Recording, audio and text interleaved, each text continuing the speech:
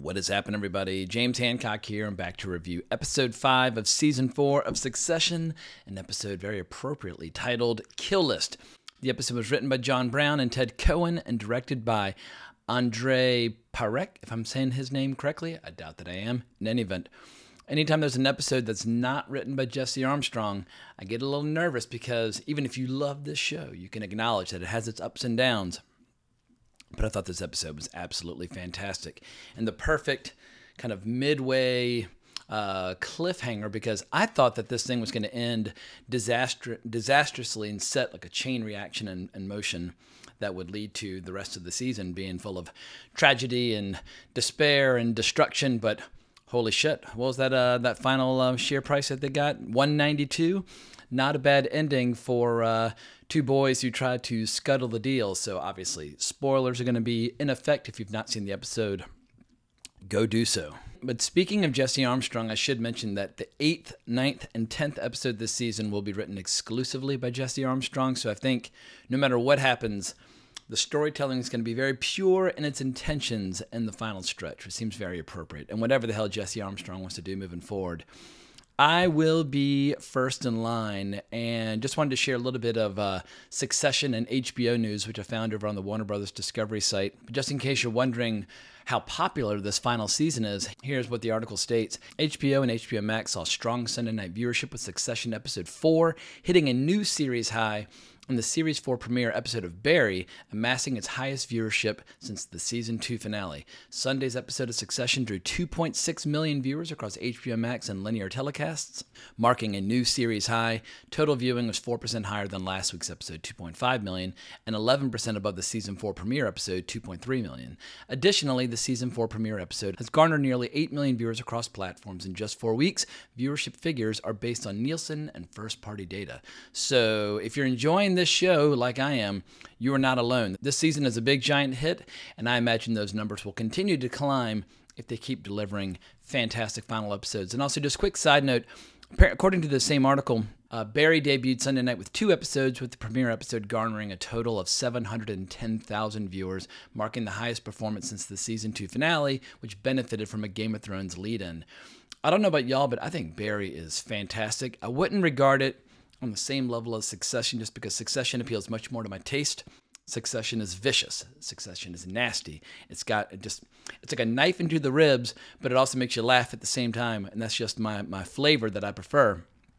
But if you're not watching Barry, go back and get caught up. I don't know if Season 4 is going to be as strong as Season 1, 2, and 3, because I feel like they found a way to kind of weave the humor in a little better, but who knows? We still got a long way to go. But Barry and Succession will both be hitting their Season 4 finale on the same night. That'll be a big night for HBO, and obviously these days it seems like HBO can kind of do no wrong. From last fall of House of the Dragon through White Lotus through Last of Us through right now, holy shit, HBO is reaching a new career high. But let's dive into the episode itself, and as always, I'm not going to do a full plot synopsis because the plot is actually relatively simple. It's like to sell or not to sell, or you could kind of put a subtitle underneath it, like swinging dick contest or comedy of errors.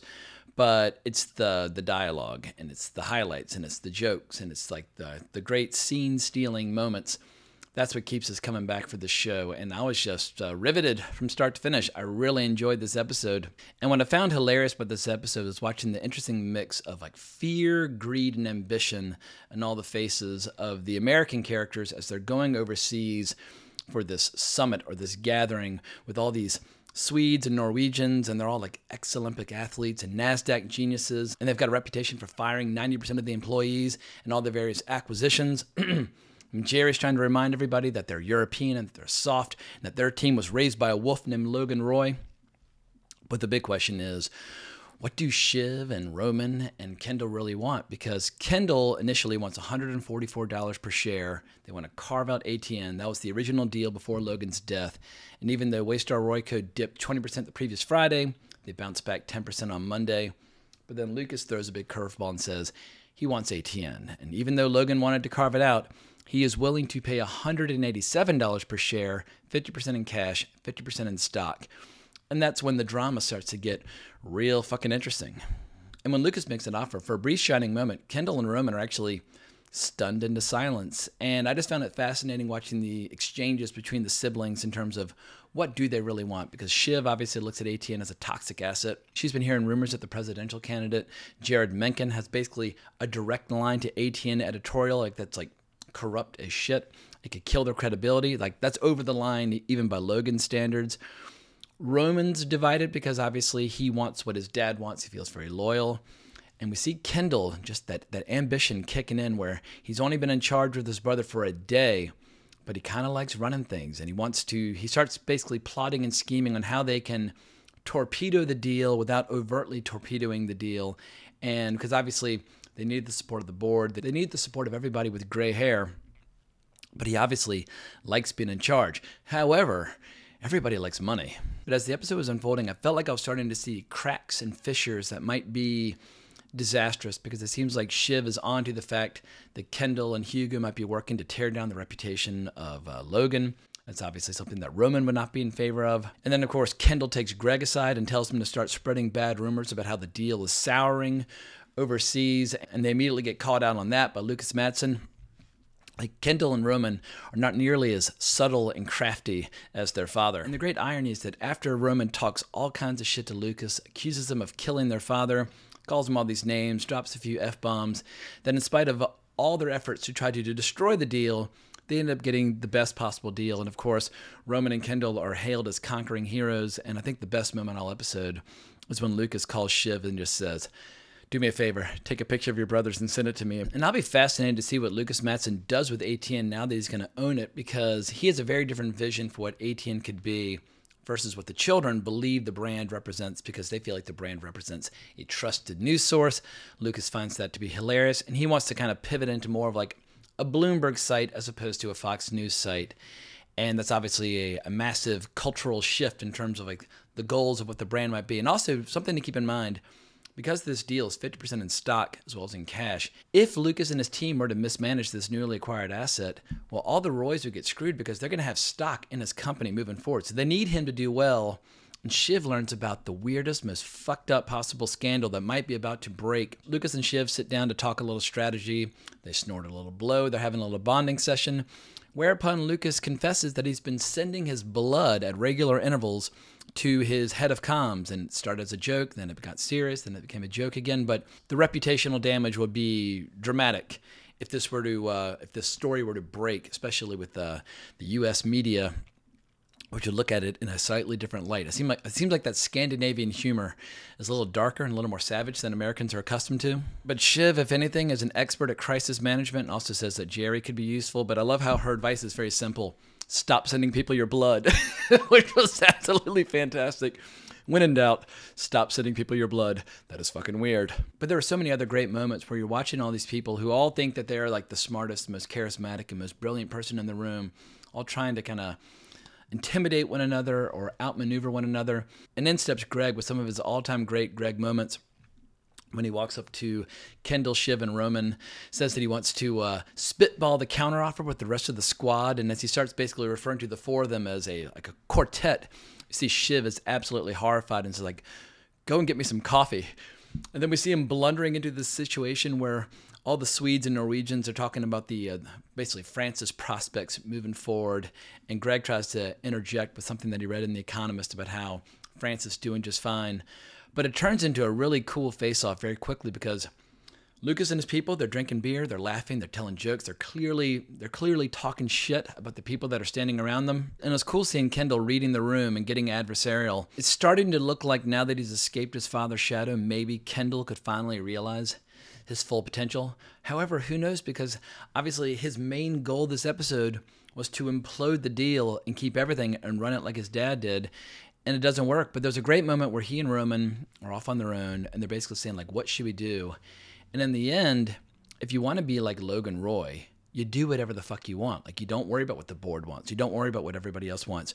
Logan Roy always did precisely what he wanted to do. And so, yeah, clearly Kendall has grand designs moving forward. But I love seeing this bizarre culture clash between these two companies where the Swedes and the Norwegians, they're into like archery and throwing hand axes, and they've got suckling pigs out on display. I mean, there's a lot of that Viking culture that is still being embraced. And as Tom says early on in the episode, that everybody from Norway and Sweden, they all descended from the same rapists. So yeah, nobody's pulling any punches when it comes to just talking all kinds of shit. Like they're making casual references to like, let's bleed the Swede, etc. and so forth.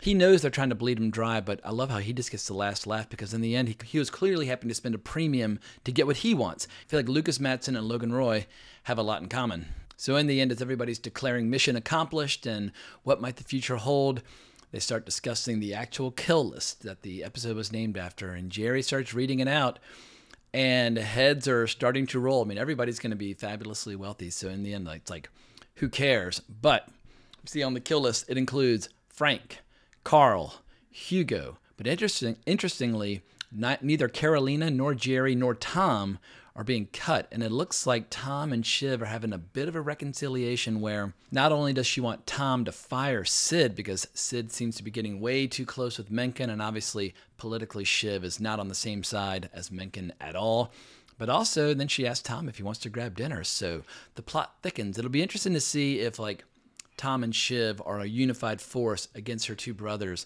toward the end of the season, but I have to say, my predictions for this season mean nothing because every time I feel like I know where the show's going, it surprises me. It goes in a different direction. The show is delightfully unpredictable, in particular this season. I mean, obviously, losing Logan Roy, major surprise, but where I thought this episode was going ended up not being the case at all. I'm just enjoying the shit out of the ride, and I'll be very sad when it's over. So we've got 5 episodes left, and the only question for me is, just how well would they stick the landing? I mean, will it be one of those endings that people talk about for years to come? Like, people are still talking about the ending of The Sopranos. Like, think long and hard about all the great shows that you've loved and which ones have finished on their best season. It's a very short list. There's so many great shows out there where even if they finish relatively strong, we can all concede that the best came before. But so far, I'm really liking what I'm seeing. I think there's a very good chance that when this show has finally kind of drawn to a close in 5 episodes, that people might be saying that this is one of the greatest shows that HBO has ever produced,